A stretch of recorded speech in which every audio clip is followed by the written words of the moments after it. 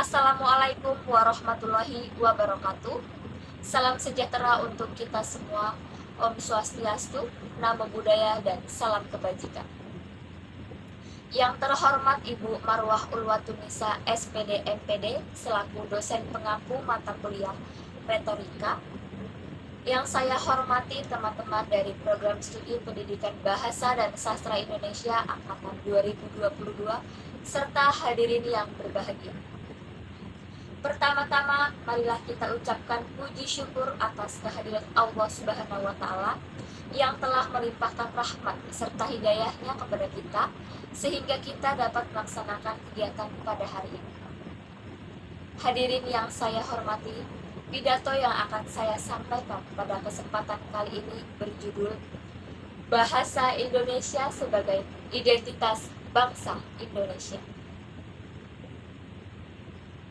Seperti yang telah kita ketahui bahwa bangsa Indonesia dikenal dengan Bhinneka Tunggal Ika.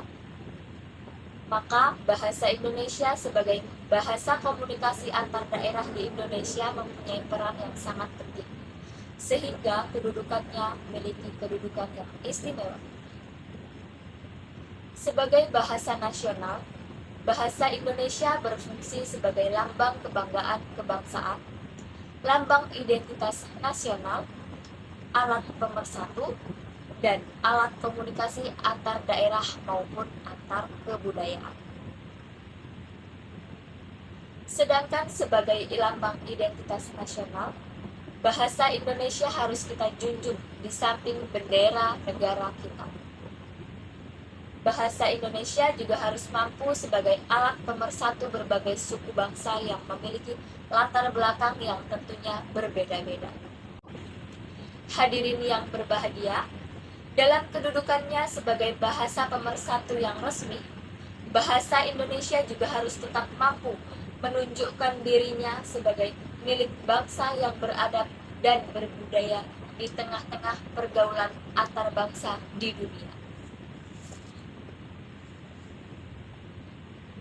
Pada Sumpah Pemuda tahun 1928, pada butir ketiga, para pemuda pada saat itu tidak hanya mengangkat dan menyepakati bahwa bahasa Indonesia sebagai bahasa pemersatu, tetapi juga menjunjungnya di mana secara tersirat mengandung makna yang sangat dalam.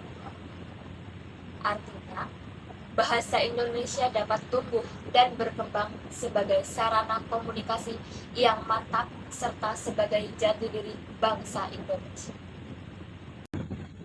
Di samping itu, kita juga tidak lupa bahwa bahasa asing juga menjadi hal yang marak digunakan oleh pihak swasta, seperti pada adanya restoran, kafe, perhotelan, dan lain-lain. Hal ini tentunya akan membingungkan sebagai masyarakat yang mungkin saja tidak dapat menerjemahkan bahasa asing tersebut. Bahasa asing marak digunakan karena kepentingan wisatawan asing yang berkunjung ke Indonesia. Oleh sebab itu, kita harus bisa menyikapi dengan bijak oleh masyarakat. Penggunaan bahasa asing tentu sudah menjadi hal umum bagi masyarakat. Tetapi perlu diingat bahwa pengutamaan bahasa Indonesia di negeri sendiri menjadi hal utama bagi setiap anak bangsa.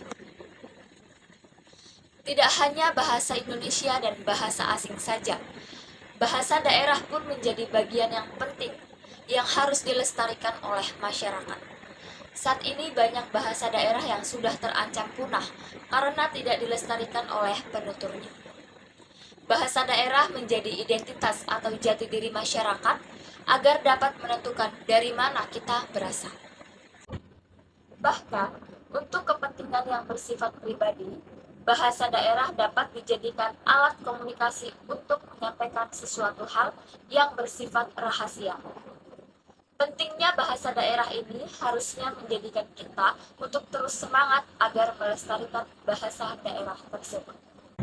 Hadirin yang saya hormati, marilah kita mengutamakan bahasa Indonesia, melestarikan bahasa daerah, dan menguasai bahasa asing. Demikian pidato yang dapat saya sampaikan. Semoga dapat bermanfaat bagi kita semua.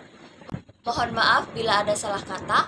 Wabillahi taufik wal hidayah. Wassalamualaikum warahmatullahi wabarakatuh.